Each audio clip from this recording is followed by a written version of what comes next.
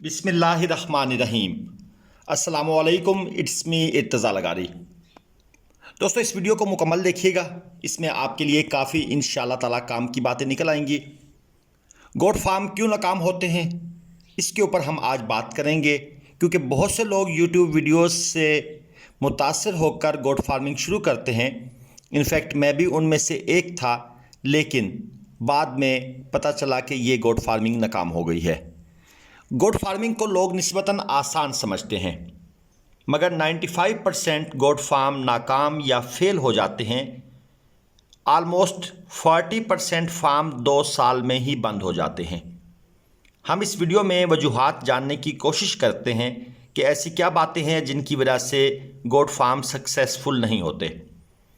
सबसे पहले बात करते हैं स्टॉल फीड गोट फार्मिंग की, यानी जो एक फार्म प्रॉपर फार्म बनाकर आप फार्म में ही खुराक देते हैं, उसे हम कहते हैं स्टॉल फीड गोट फार्मिंग। चराई वाला गोट फार्म जो है वो और स्टाइल का होता है। इन दोनों में क्या फ़र्क है, इसको भी डिस्कस करेंगे। दोस्तों, मेरा एक क्वेश्चन है आपसे, क्या आपने किसी बड़ी कंपनी का गोट फार्म देखा है? क्यों बड़ी कंपनियां गोट फार्म नहीं बनाती, जबकि आपने गाय के फार्म देखे होंगे जो बड़ी कंपनियां रन कर रही हैं, लेकिन गोट फार्म क्यों नहीं है? इस पर ज़रा आपने गौर करना है। दोस्तों, पाकिस्तान में बकरियों की बहुत सी इकसाम है। ज़्यादातर बकरियां पाकिस्तान में चराई के लिए देहातों में घूम फिर रही होती हैं, जिस तरह आपने वीडियो के स्टार्ट में भी देखा है, एंड पर भी आप देखेंगे। मानसून का जो मौसम होता है या उसके बाद का मौसम, ये चराई का बेहतरीन टाइम होता है। बारिशें होती हैं, जबकि देहाती लोग सर्दियों में मुख्तलिफ दरख्तों के जो पत्ते वगैरह हैं वो खिलाकर उनका पेट भरते हैं, जो कि यकीनन एक सस्ता ज़रिया है। दोस्तों, बकरे या बकरी का गोश्त बहुत महंगा है, डिमांड भी बहुत है, मगर फिर भी गोट फार्म फेल क्यों हो जाता है? इसकी मैं कुछ रीज़न्स आपको बताता हूँ। दोस्तों, देहात में रहने वाले लोग चराई करवाते हैं, खर्चा कोई नहीं है। सारा दिन जानवर लेकर लोगों की फसलें, घास, झाड़ियाँ खिलाते हैं। मेडिसिन पर बहुत कम खर्चा करते हैं, बीमारी से जानवर मरते रहते हैं, मगर ये परवाह नहीं करते। इसलिए इनके जानवर मरते हैं, लेकिन ये समझते हैं कि क्योंकि हमारा कोई ख़र्चा नहीं है, जानवर मर गया है, अल्लाह की रज़ा, छुरी फेर दो, गोश्त खुद खा लो या बेच दो। क्योंकि इनका अपना ख़र्चा नहीं है, सिर्फ अपनी लेबर के अलावा जो ये सारा दिन गर्मी सर्दी लोगों की बातें गालियां बर्दाश्त करते हैं, क्योंकि जिनकी फसलों से ये जानवर खिलाते हैं वो लोग भी इनको तंग करते हैं, मगर इसके ये यूज़ टू हो चुके होते हैं, ढीठ हो चुके होते हैं। इन बातों को ये केयर नहीं करते कि हम किसी की फसल में जाकर जानवर छोड़ रहे हैं, या रोड के किनारे जो लोगों की फसलें लगी हुई हैं वहाँ से जानवर जब जाकर मुँह मारता है तो यकीनन ये हराम है। लेकिन ये इस चीज़ के यूज़ टू हैं और ये इसको अपनी कामयाबी समझते हैं। माज़रत के साथ, ये देहातों का एक कल्चर है।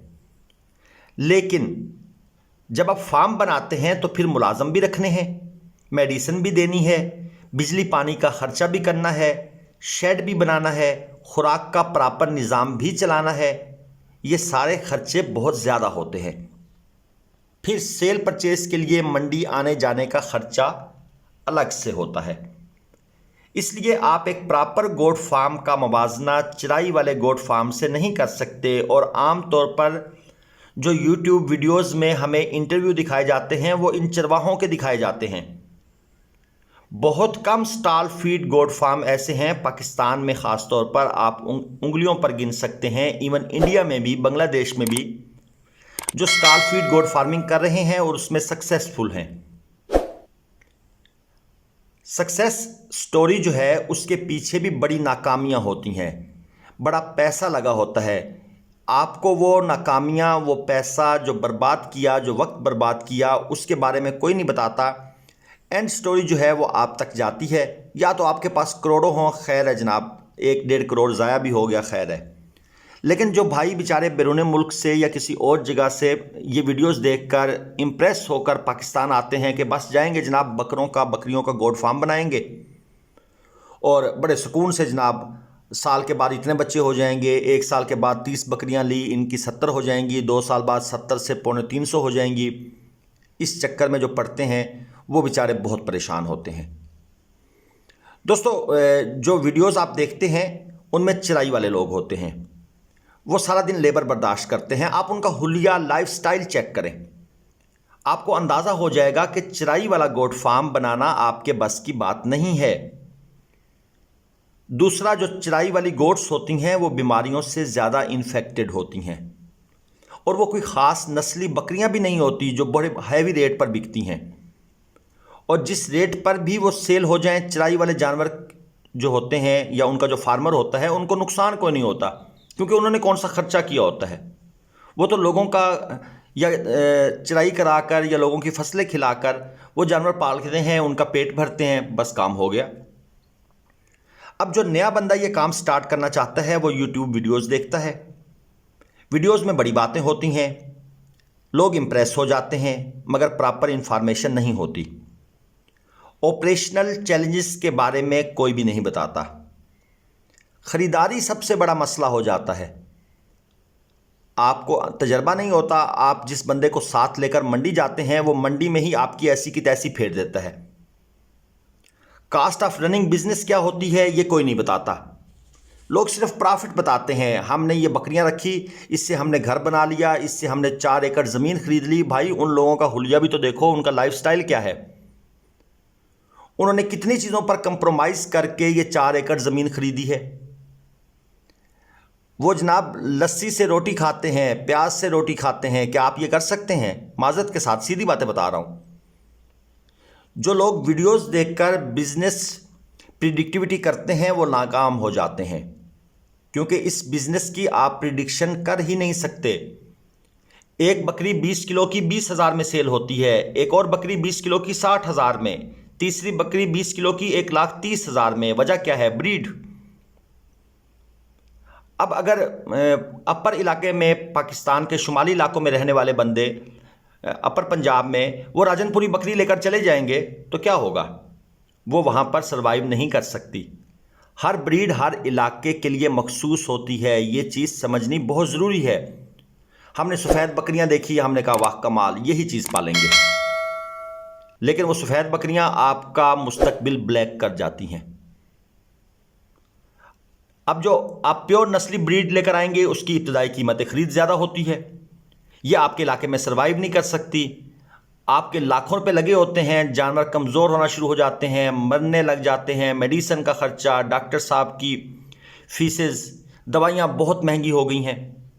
तो जनाब ये वीडियोस देखकर जो आप फार्म बनाते हैं, बकरियां लेने जाते हैं, तो सारा हिसाब किताब गलत हो जाता है।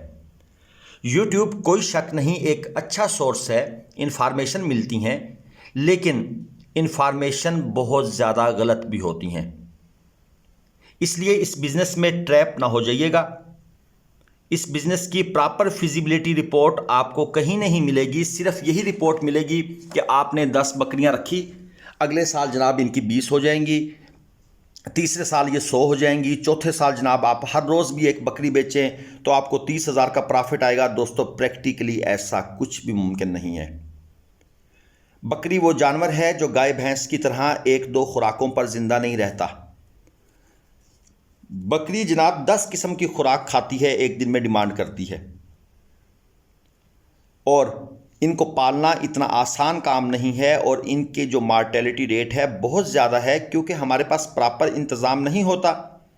और जो इनके बच्चे होते हैं वो जनाब बहुत ज़्यादा मिकदार में मरते हैं। देहातों में आप चले जाएं, चरवाहों से पूछ लें, यकीनन ऐसा होता है। हाँ, ये सिस्टम जो आप देख रहे हैं, ये सिस्टम कामयाब है। ये क्या है जी? रोड के किनारे एक दरख्त है कीकर का, चरवाहे साहब ने आए जनाब कुल्हाड़ी से 2 वार किए, 4 टहनियाँ नीचे की। अब ये किस भाई का दरख्त है, उसकी इजाज़त है, परमिशन है, नहीं है। अपनी बकरियों को छोड़ दिया, बकरियों ने यहाँ से कोंपलें खाई, और जनाब 10 मिनट के बाद ये भाई आगे निकल जाएंगे। जो मालिक है वो शाम को आकर देखेगा, वो कहेगा ये किसने बेड़ा गर्क कर दिया।